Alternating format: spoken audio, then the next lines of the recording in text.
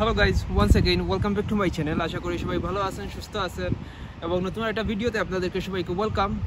আর অনেক দিন পর ভিডিওটা রেকর্ড করতেছি জাস্ট বিকজ অনেক বিজি ছিলাম আসলে। অ্যান্ড আসলে আজকে যে বিষয় নিয়ে আলোচনা করবো এটা অনেক ইম্পর্টেন্ট আপনাদের জন্য যারা নতুন আসবেন ইউরোপে এবং আসার পর এইখানে যদি সেটেল হতে চান কীভাবে হবেন এবং easiest way to settle down here, short way. So yeah, আজকে আপনাদের সাথে এই বিষয় নিয়ে আলোচনা করব। So let's get started with this video guys.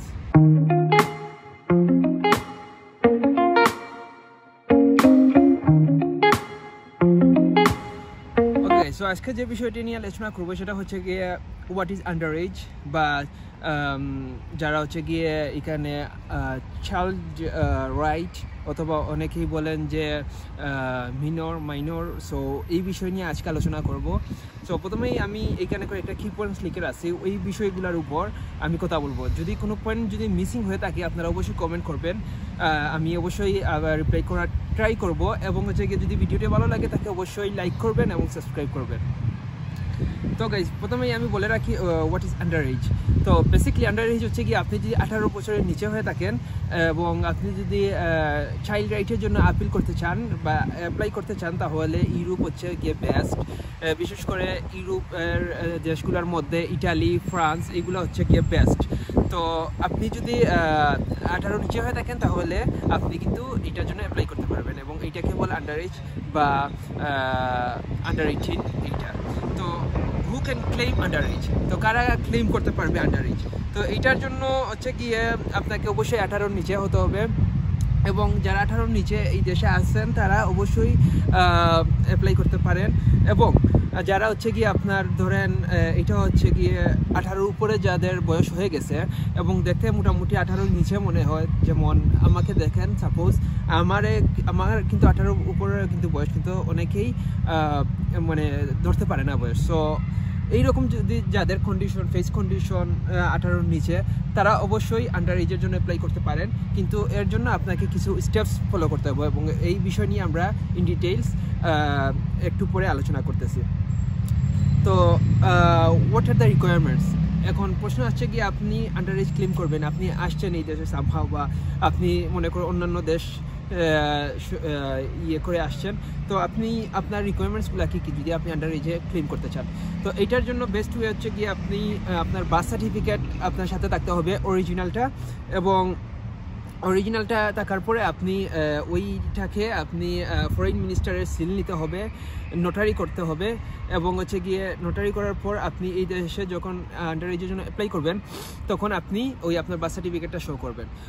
অন্য একটা ওয়ে আছে, সেটা হচ্ছে কি আপনার পাসপোর্ট শো করা। তো পাসপোর্টটা অনেক এক্সপেন্সিভ। যদি আপনার অরিজিনালি 18 নিচে হয়ে থাকে তাহলে কিন্তু আপনি বেঁচে গেলেন, আর যদি এটা 18 উপরে হয়ে থাকে তাহলে ওইটা পরবর্তীতে আপনি চেঞ্জ করবেন যখন আপনি অ্যাকসেপ্ট হয়ে যাবেন। এর আগ পর্যন্ত আপনি বার্থ সার্টিফিকেট দিয়ে আপনি কিন্তু কাজ চালাতে পারবেন। So how to apply for under age? Okay, so এইটা হচ্ছে অনেক ইম্পর্টেন্ট। আপনাকে ফার্স্ট অফ অল এই দেশে আসতে হবে। আসার পর আপনি বিভিন্ন সিটিতে যাবেন, যেমন প্যারিস আছে, লিওন সিটি আছে, লিল আছে, এরপর মার্সিল আছে, এইরকম অনেক সিটি আছে। এবং এই সিটিতে যাওয়ার পর আপনি পুলিশ স্টেশন গিয়ে বলবেন যে আমি আন্ডার এজ, আমি এই দেশে আসি, আমার কেউ নাই এবং আপনারা আমাকে হেল্প করুন, এই যে দেখেন আমার বার্থ সার্টিফিকেট। তো তারা দেখার পর তারা একটা সংস্থার একটা লোকেশনের অ্যাড্রেস দিবে, ওই অ্যাড্রেসে যাওয়ার পর আপনারা ইন্টারভিউ দিবেন। যদি আপনাদের ওইটা তারা বিশ্বাস করে তাহলে ওরা আপনাকে অ্যাকসেপ্ট করবে, আর যদি অ্যাকসেপ্ট না করে তাহলে আপনাকে ওরা রিজেক্ট করবে। তো রিজেক্ট হওয়ার পর আপনার এখানে কোনো কারণ নাই, এইখানে আপনি আপিলও করতে পারবেন। তো আপিল করলে আপনাদের যে প্রবলেমটা হয় সেটা হচ্ছে কি, আপনাদেরকে প্রথমে হোটেল দিবে থাকার জন্য ফ্রি, আপনার খাওয়ার জন্য ওরা আপনাকে ব্যবস্থা করে দিবে, এগুলা ফ্রি থাকবে।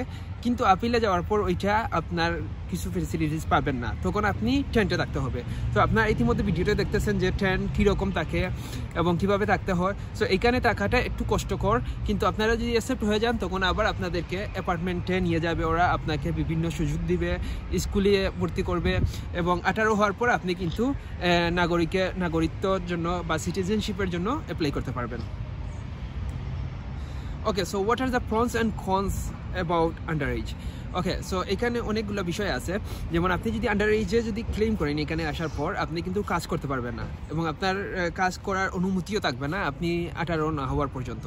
তো আপনি যখন 18 হয়ে যাবেন তখন কিন্তু আপনি কাজ করতে পারবেন এবং আপনি যে কোনো জায়গায় কাজ করতে পারবেন, তখন আপনার পেপার থাকবে, তখন আপনি বাসাও শিখে যাবেন, তখন আপনার ওইগুলা কাজ করবে, তখন আপনি যে কোনো জায়গায় আপনি ইজিলি কাজ পাবেন এবং আপনার বাসা যদি জানা থাকে আপনি অনেকের চেয়ে আরও ভালো ইনকাম করতে পারবেন। এবং সেকেন্ডলি যে বিষয়টা হচ্ছে গিয়ে আপনি এই দেশের কাগজ পাওয়ারও আপনি বাংলাদেশে যেতে পারবেন এবং আপনার ফ্যামিলিকে অ্যাপ্লাই করে আনতে পারবেন।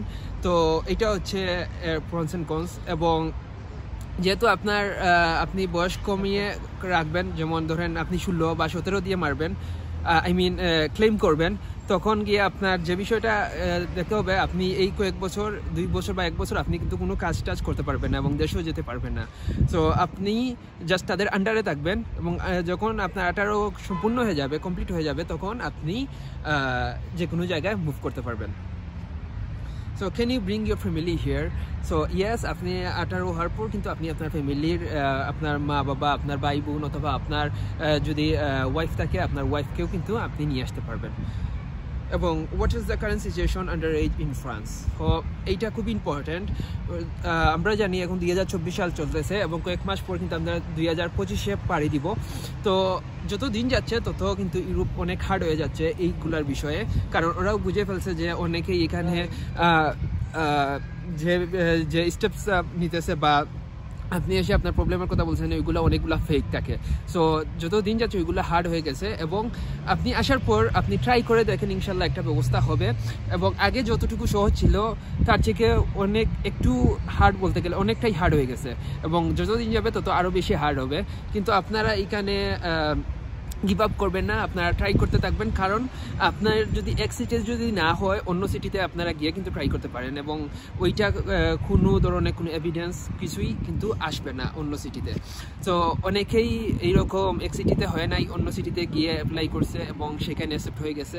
এবং আপনি যদি আন্ডার এজে অ্যাকসেপ্ট হয়ে যান, আপনার মনে করেন আপনি এই দেশের একজন নাগরিক, আপনি 18 হওয়ার পর আপনি কিন্তু এই দেশের পাসপোর্ট সব কিছু পেয়ে যাবেন, আপনাকে সব কিছু ওরা অফার দিবে। একজন ফ্রেঞ্চ সিটিজেন হিসেবে আপনার যা যা পাওয়া দরকার সেই জিনিসগুলো আপনি কিন্তু পাবেন। এবং কারেন্ট সিচুয়েশন একটু হার্ড এবং পরবর্তীতে আরও হার্ড হবে। যারা পরবর্তীতে এই ভিডিওটা দেখবেন, ধরেন আজ থেকে 1 বছর পরে অথবা 2025-এ গিয়ে এই ভিডিওটা দেখবেন, তাদের জন্য আমি বলতেছি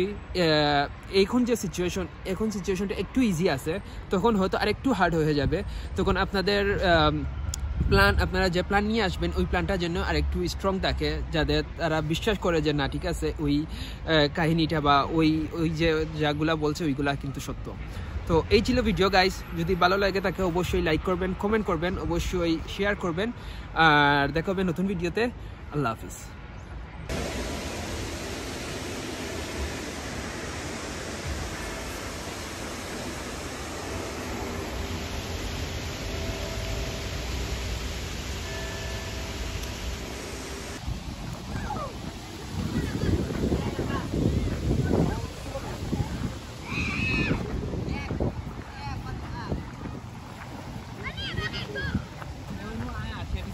Rumah